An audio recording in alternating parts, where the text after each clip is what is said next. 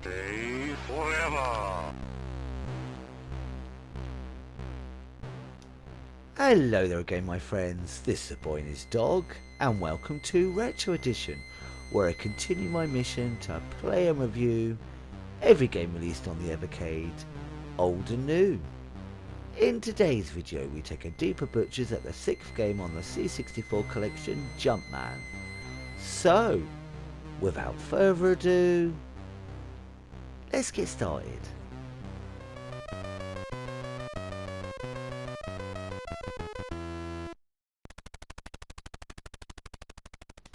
As Jupiter Jumpman, it's your job to rid the Jupiter base of a series of bombs planted by the evil alienators while watching out for their varied and dangerous traps.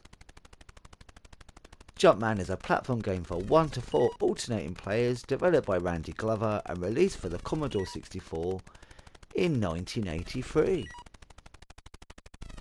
I must admit, after the synapses burning of the last game, I'm quite happy to play something more conventional.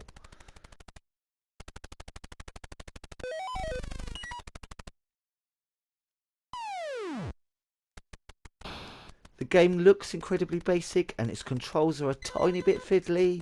You have to learn the best place to stop to step sideways off a ladder onto a platform. Though you can jump off a ladder at any time, beware if you go past the platform you are aiming for, it's bound to end in certain death, as this is one of those games that doesn't allow you to fall from any significant height. To jump you have to push a direction while pressing it, so left or right or up, or he'll just stand there.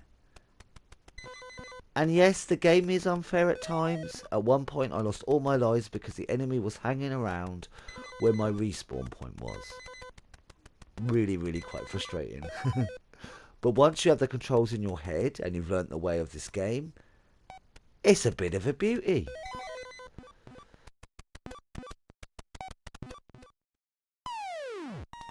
Though the game starts simple, there is so much variety between the levels, you honestly never know what you're going to get next. In one you're being chased by robots, in another bombs constantly randomly drop down the screen.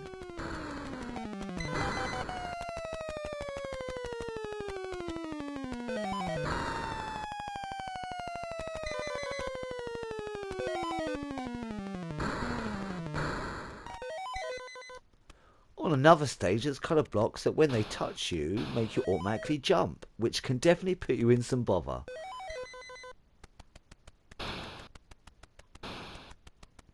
And then of course there's the dastardly vampire stage with its relentless bats.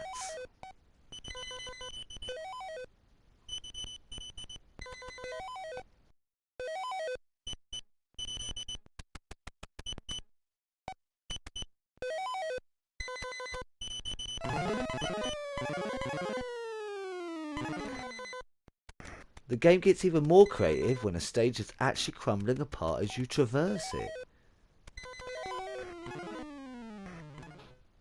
And a really cool one where a central ladder constantly moves. You first have to somehow work out how to get on it and then ride it to collect the final bomb pieces.